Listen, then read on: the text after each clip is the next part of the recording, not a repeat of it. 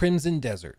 This is a game we've looked at for like a year and a half plus, because the last little trailer showcasing whatever that they had was so good, it went viral for basically looking too good. People saw it and were convinced that this was one of those fake trailers where they have a bunch of heavily scripted stuff, but none of it actually ends up in the game because it looked too good. Everything from destructible environments to the combat to the graphics riding across the land, everything just looked so crazy polished. The animation systems and animation blending, unbelievable. The whole game looked amazing, which is why it did very, very well. Most trailers for games that are new IP from relatively unfamiliar studios in the West. I know obviously they have Black Desert Online, but in the West, they're not anywhere near as popular as other huge studios or publishers you might have heard of. So to have a game pop off with this much interest is pretty rare, but it's because it looked so good. It just looked phenomenal. And they just dropped a new trailer, a gameplay boss battle trailer, whatever you want to call it, 9 hours ago. Just 9 short hours ago.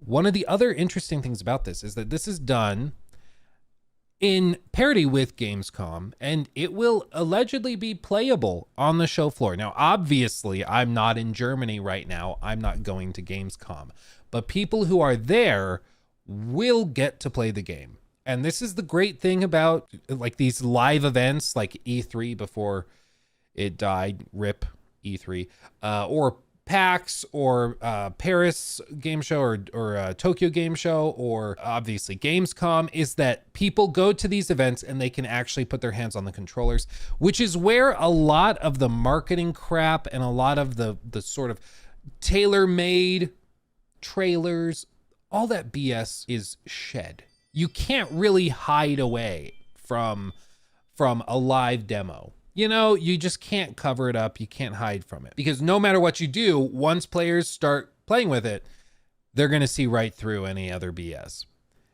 which is why live demos, live preview events are just good for the industry.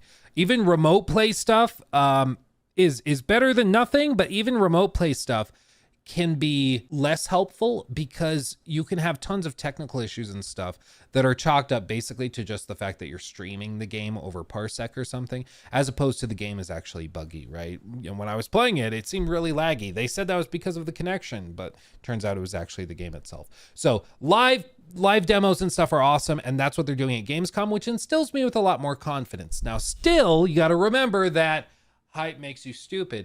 Available at LukeStevensTV.com. And you got to remember that because this is an unknown quantity. It's a new IP. It's from an up-and-coming studio, but you should still be cautiously optimistic because, again, much of this looks borderline too good to be true.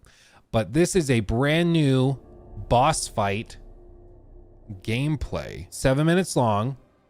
It's been a year since we saw it last. And let's see what they've got here. The townsfolk will suffer his deathly wrath. I've not seen this, by the way. I've not watched it yet. The spirit will punish us all. Halt! What? This don't concern you, outsider. Where are the kids? He's here to take the spirit's children. Kill him quick! Before we incur his wrath! We cannot let him take the children!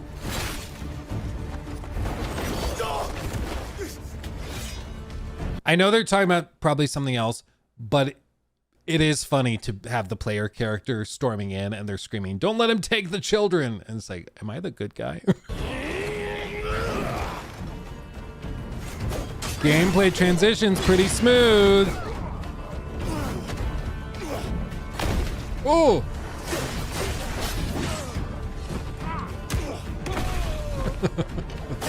Jesus.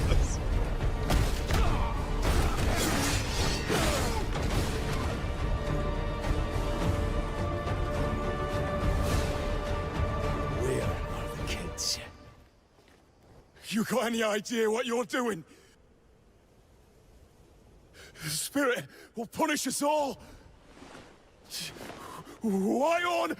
The spirit of the mountain! Over there! We've all gone and doomed ourselves! Uh-oh. Shit. Dude, I love big boss fights.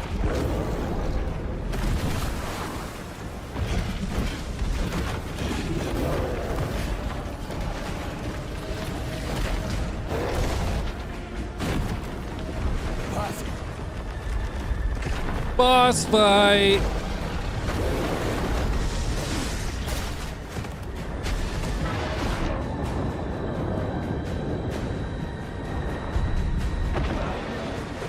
Dude.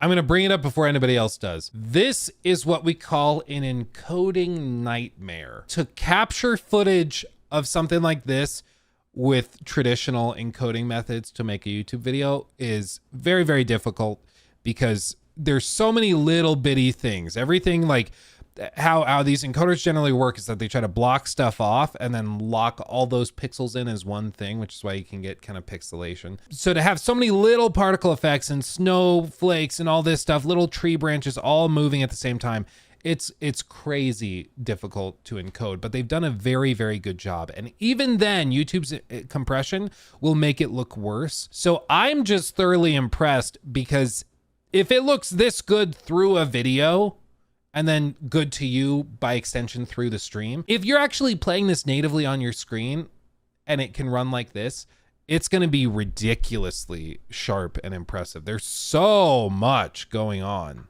at the same time. Like this is crazy. The hair sim, the snow, the particle effects when he slams with the dirt, the snow deformation, the grass peeking through that's also deforming.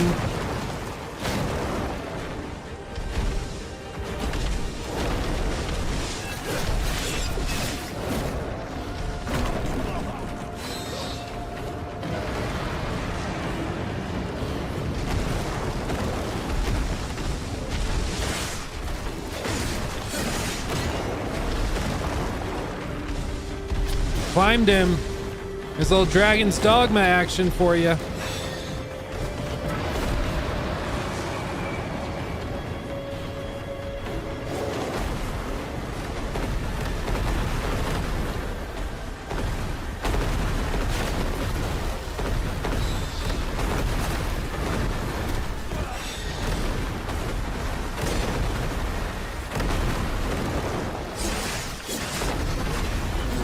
Got him.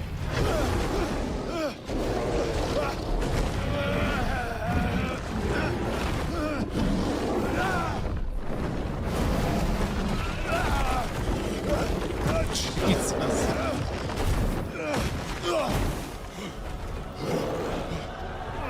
Damn it.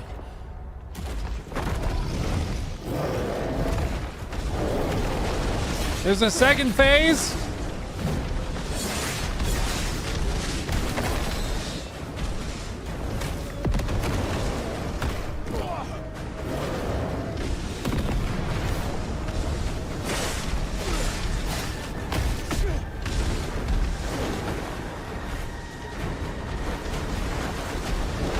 Dude, this is ridiculous.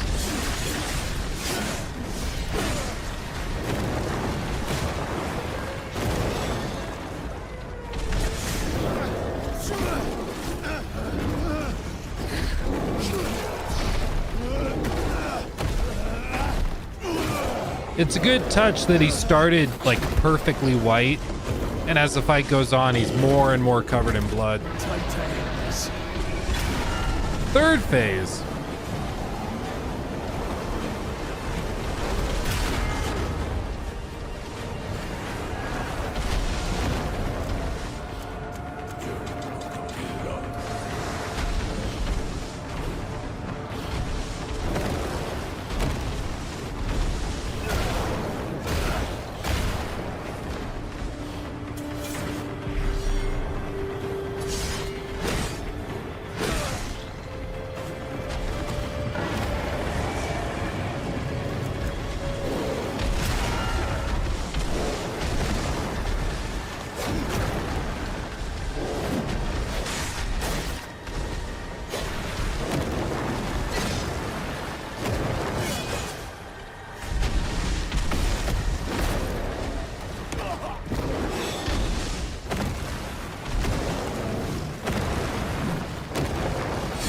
Little zip, a little zap. Hold on, I just want to see what he's eating. Meat on toast. That's it. I mean, that's basically what I eat day in, day out. So that's just smart. That's just a good time.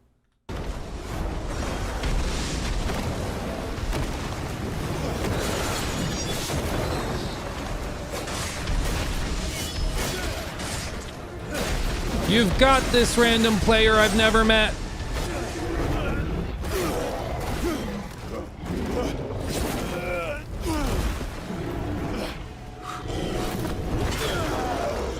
Oh!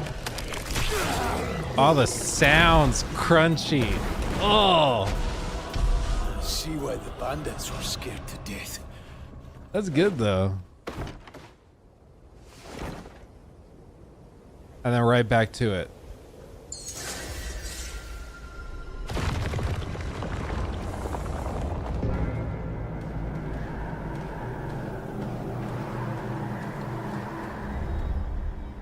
So I mean, that's crazy. I saw somebody say, you know, sensory overload, which is fair. I mean, if you pause it at any moment, it can be kind of confusing what's going on. But I think that's just part of the reason they showed this segment, is because there is so much going on and they wanted to show you like, no, this is how it actually is. Like, this is what we've got. And presumably, if this is what they're showing, I wouldn't be surprised if this is what they're going to have for the demo at Gamescom. To be clear, it's not going to be available to everybody at home. But I would expect that this is potentially the sequence that people will play on the show floor. And if we have anybody in the community, please, if you're going to Gamescom, please come into the chat later this week after you've played the demo and tell us how it was. Maybe I think I know a couple of people who are going, so maybe I can ask them if they want to come on stream and talk about it. But yeah, if anybody gets their hands on this, please, I want to hear about it. I almost flew to Germany this week for this and Kingdom Come 2, but like for basically 2 games. But I figured that was an unreasonable thing to do. So I talked myself out of it. But I mean, look at this. It also, one of the things I hadn't noticed before is that they have an actual temperature gauge. And do they show that in this sequence here? Yeah, minus 26 degrees Celsius. Dude, that's like freakishly cold, is it not? I'm an American, so we use freedom units. That's minus 14 degrees Fahrenheit. Yeah, dude, that's a wee bit chilly. That's a wee bit chilly. It's like when I would talk to Jacob, and he lived in Wyoming for a good while. And I just like, yeah, down here in Colorado, you know, it's 42. It's pretty chilly. We might drop down low enough to get some snow later. And he's like, yeah, up here in Wyoming, there's wind chill that takes it down to minus 35. It's just like, oh God, dude, that's ridiculous. That's ridiculous. Oh man.